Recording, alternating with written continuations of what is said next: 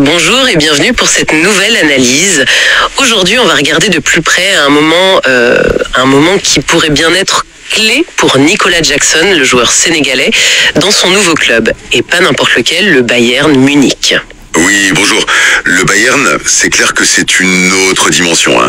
Y signer, c'est entrer dans une machine énorme, avec une histoire, une pression. Exactement, des attentes immenses.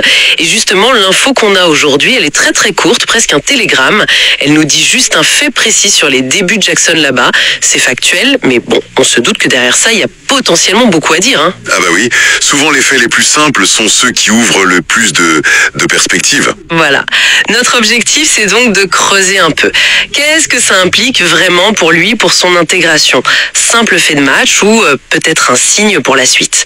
Alors, allons-y, décortiquons ça ensemble. Alors, le cœur de l'info, c'est ça. Nicolas Jackson, l'international sénégalais. D'ailleurs, la source utilise même les symboles SN et lion, le drapeau et le lion. Ça rappelle son statut, quoi. Oui, le lion de la Teranga. C'est ça. Et donc, il a marqué son tout premier but pour le Bayern Munich. Le contexte qu'on nous donne est minimaliste mais important. C'était pendant un match contre l'équipe de Pafos FC, une équipe chypriote. Bon, un premier but, on sait que c'est toujours un moment, mais j'imagine qu'au Bayern, ça a une saveur particulière. Ah oui, absolument. Et c'est là que ça devient vraiment intéressant au-delà du score. Ce qui est fascinant, c'est la charge symbolique de ce premier but. Surtout au Bayern. On parle d'un club où chaque joueur qui arrive, il est scruté, analysé, presque jugé dès les premières touches de balle. La pression des médias, des supporters, c'est sans doute une des plus fortes en Europe. Surtout pour un attaquant, j'imagine. Exactement. Pour un attaquant dont le job principal, enfin, ce qu'on attend de lui en premier, c'est de marquer. Cette attente, elle est décuplée. Faut imaginer un peu le truc.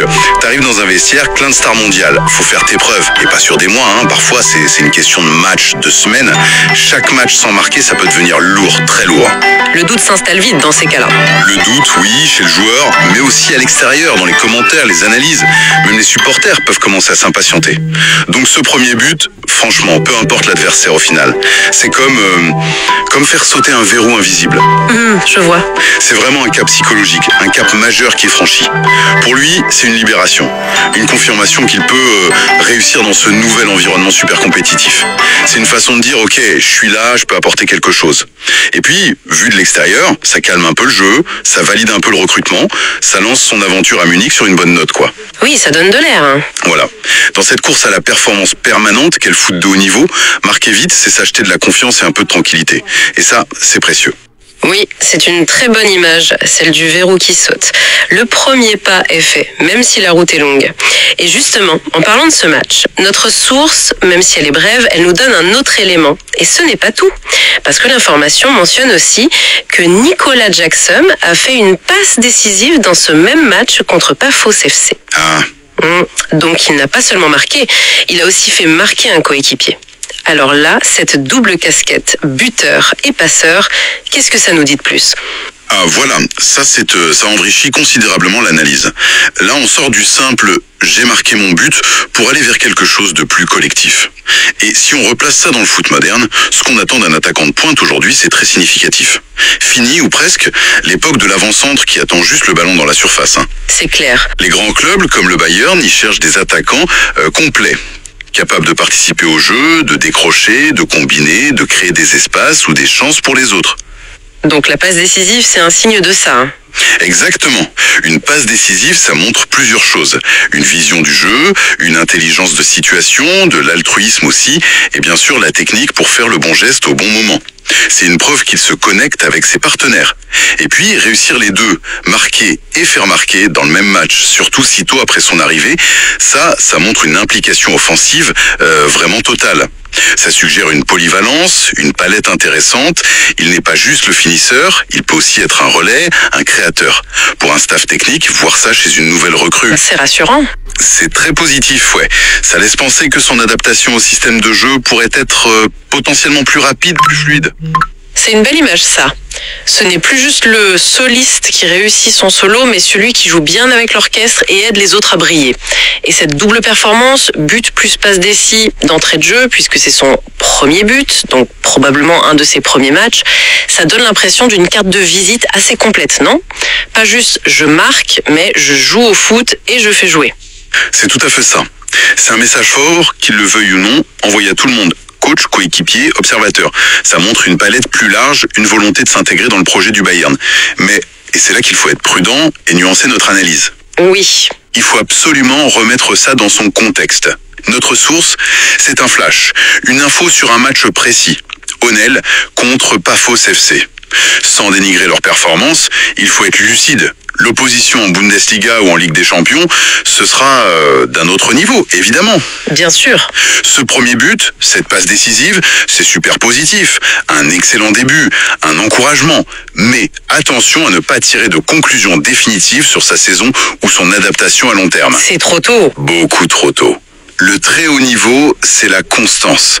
La capacité à répéter ça, à être décisif contre des défenses solides, des gros adversaires, à gérer la pression des grands matchs.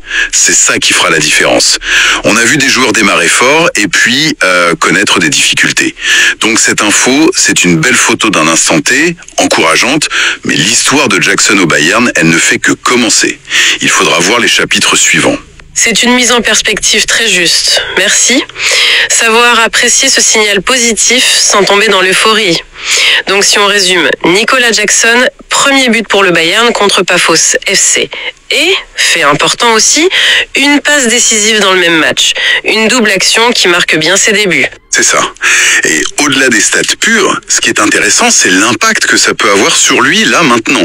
Arriver au Bayern, c'est comme plonger dans une essoreuse à haute vitesse, quoi. La pression est là, tout le temps, la concurrence interne est rude, tout est analysé. Réussir une entrée comme ça, but et passe décisive, ça peut être un vrai catalyseur de confiance. Ça donne du carburant pour la suite. Exactement. Le carburant mental pour aborder les prochains matchs avec plus de sérénité, peut-être même plus d'audace. Ça aide aussi à l'intégration dans le groupe, parce que le respect, il se gagne d'abord sur le terrain. En quelque sorte, ce match lui donne un petit capital confiance. Il pourra piocher dedans pour affronter les défis qui arrivent alors.